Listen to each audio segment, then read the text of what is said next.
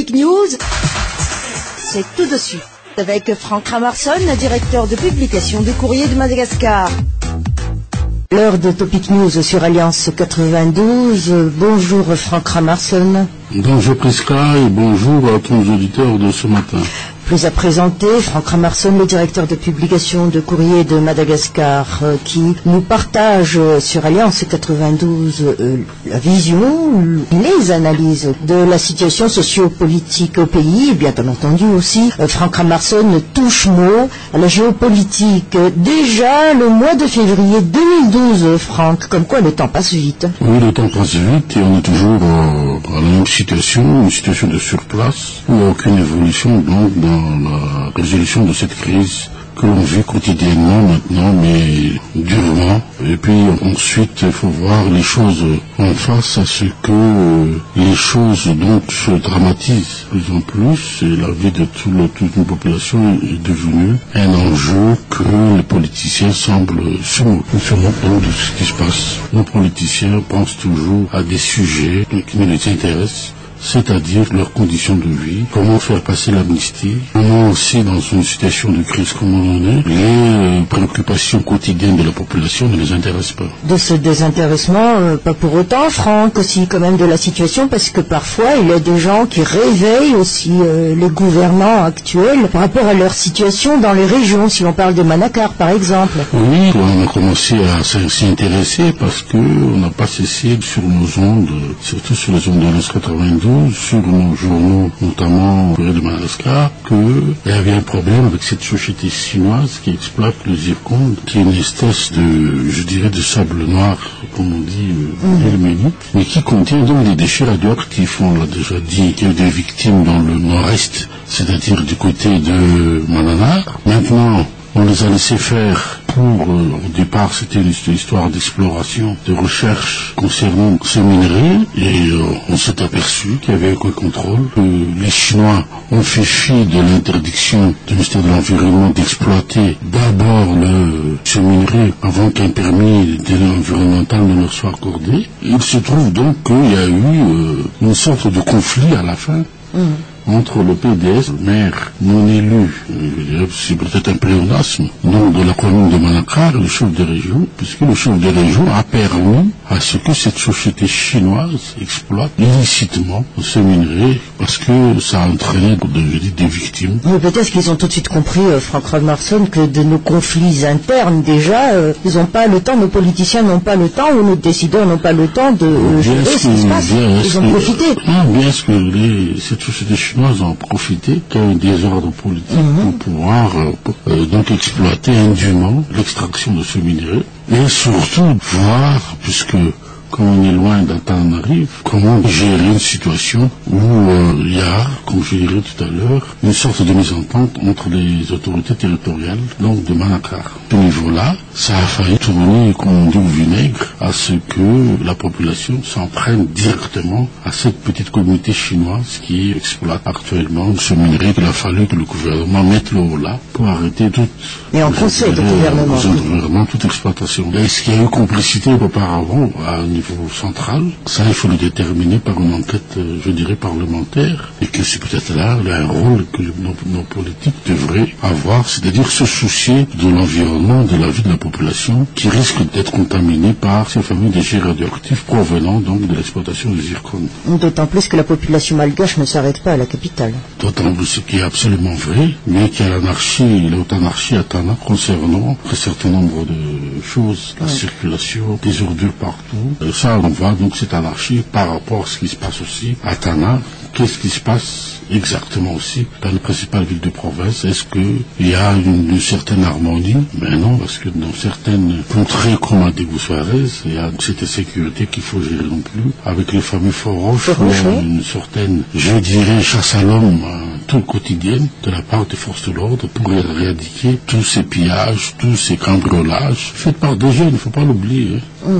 Mais tout cela, Franck Ramarson, c'est par rapport à la situation politique, la pauvreté qui s'intensifie, l'insécurité également, mais en fin de compte, le gouvernement, à travers le dernier conseil de gouvernement qui est sorti, quand même, ça a été assez touffu comme choses qui attendent les ministères. Il y a beaucoup de choses qui... Et quand même, pour une fois, c'est presque proche du réel. Non, mais ça, il faut voir ça du côté de la personnalité, peut-être, du Premier ministre. À chaque fois qu'il fait un discours, il a abordé le sens de la bonne gouvernance déjà par un atelier. Là, il voit réellement ce qui se passe dans la vie quotidienne des gens, qu'il y a l'inflation, il y a l'insécurité, il y a aussi des entreprises qui veulent travailler, qui veulent exporter. Vous avez vu qu'on a donné l'occasion à une petite entreprise d'exporter du riz biologique. Il y a aussi un souci aussi de conserver le patrimoine. Et il y a, quand on dit conserver le patrimoine, c'est-à-dire recenser les biens de l'État, notamment les véhicules administratifs. Donc il se peut que ces véhicules qui vont être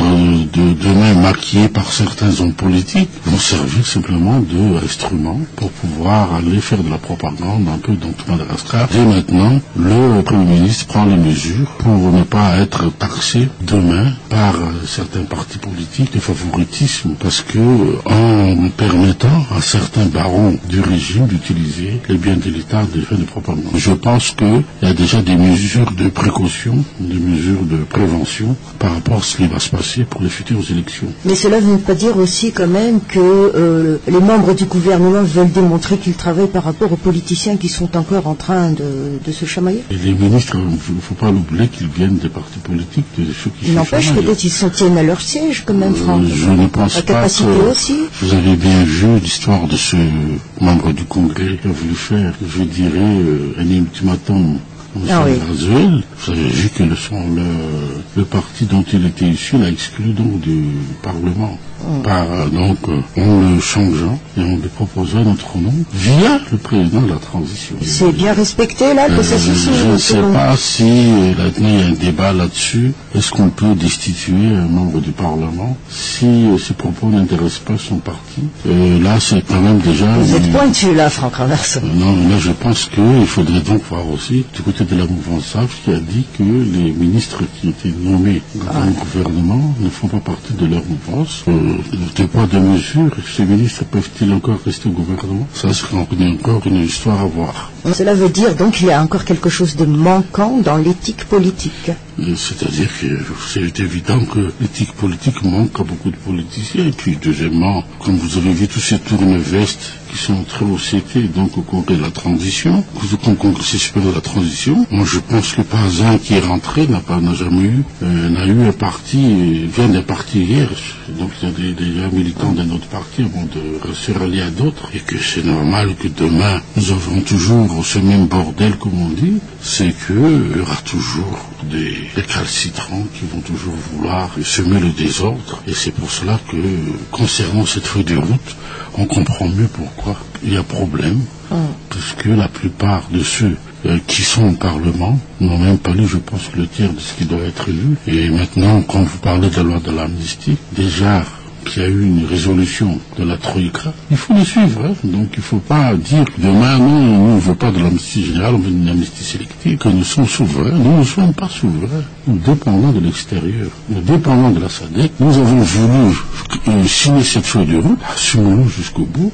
Nous avons voulu que le bureau de la SADC soit arbitre des conflits qui peuvent se passer entre les différentes mouvances. Assumons-le. Je ne comprends pas. C'est quand lorsqu'on revient donc d'une réunion, ça pouvait se passer à Pretoria, Kumakana ou à Dar es Salaam, dans un pays de la SADC ou même à Madagascar. Donc demain on récuse de nouveau ce qui a été accepté. Donc je pense que c'est ça qui fait que notre pays n'est pas crédible vis-à-vis de la communauté internationale. Et vous comprenez bien maintenant pourquoi l'Union africaine refuse de nous donner la caution à l'instant qu'il n'y a pas de, de décision tangible, de décision que l'on voit qu'il y a vraiment une volonté à aller vers des élections libres, indépendantes et crédibles, en respectant donc tous les alinéas, les articles, et surtout comprendre ce que je dirais, les points et virgules de ces feuilles de route. Là, nous avons quand même une question à poser.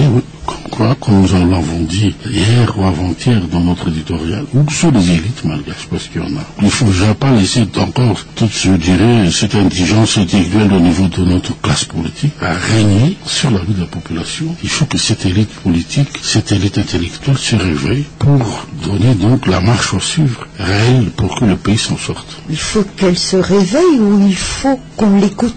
Donc, de toute manière, est-ce que les dirigeants ont cette capacité d'écoute? C'est déjà ça. Est-ce qu'elle a déjà cette capacité de compréhension? C'est peut-être la question qu'il faut voir à très haut niveau ici à Madagascar maintenant. Parce que quand on fait un discours au second degré, on voit que ça dérange, on voit que personne ne peut suivre. Donc, il faut rester terre à terre peut-être au niveau de la population.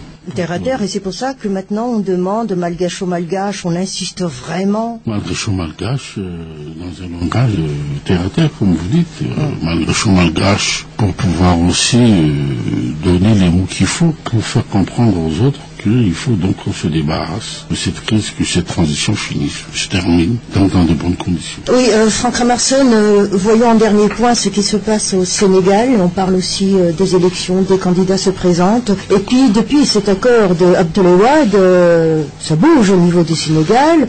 Puis les grands pays aussi donnent leurs impressions. Comme vous voyez bien, donc en Afrique, surtout en Afrique francophone, il y a des problèmes. Cette volonté de rester à son siège, comme le fait donc le président sénégalais Abdoulaye Wade, qui élimine aussi, dans des conditions douteuses, certains adversaires comme le chanteur Youssou N'Dour, que l'on taxe d'autodidacte, comme vous savez bien en Afrique, quand on n'est pas bardé des diplômes, c'est pas comme à Madagascar, on ne peut pas prétendre à un poste de haute responsabilité, surtout un poste à la magistrature suprême. Donc à Madagascar, ça peut se faire, puisque vous avez vu l'actuel et son prédécesseur, sur un plan beaucoup plus, je dirais, scolaire et universitaire. Ce n'est pas comme Abdoulaye Wade, ce n'est pas comme Abdou Diouf, ce n'est pas comme il y a eu auparavant. Ce sont des gens qui viennent donc d'une classe, je dirais, moyenne, dans le sens propre du terme, c'est-à-dire qui ont bâti leur jeunesse, leur fortune par rapport donc à leur force de travail, mais pas par rapport à leur force intellectuelle. C'est là que la différence entre nous les Africains maintenant. Que peut-être c'est pour ça que les Africains sont déroutés. Donc il faut, je dirais, résoudre la crise malgache, puisqu'ils ont fort affaire à des gens simples et pas à des gens qu'il faut leur faire. Et grande théorie, parce que entre grands théoriciens on se comprend, mais quand vous avez vu qu'il y a une différence intellectuelle, on n'arrive pas à se comprendre, comme j'ai dit, mais aussi donc à se tolérer sur un autre plan que l'on peut donc, je dirais, voir pour le futur. Donc peut-être qu'il y a une leçon à tirer donc des Sénégalais. Là, ils ont mis de côté Youssou N'Dour. Je pense que c'est surtout à cause de son côté autodidacte, mais aussi de son côté peut-être artiste, comme il y a eu, parce qu'il y a eu un exemple, c'est Haïti, où il y a un chanteur qui est devenu président sans pouvoir tout autant sortir Haïti donc de la crise économique et financière. Donc peut-être qu'on verra si les grandes puissances vont accepter encore Abdoulaye Wade donc dans son petit jeu de maintien au pouvoir. Mais je pense qu'il faut donner à la jeune génération cette possibilité. Je dis jeune génération intellectuelle. Au revoir Franck. Au revoir.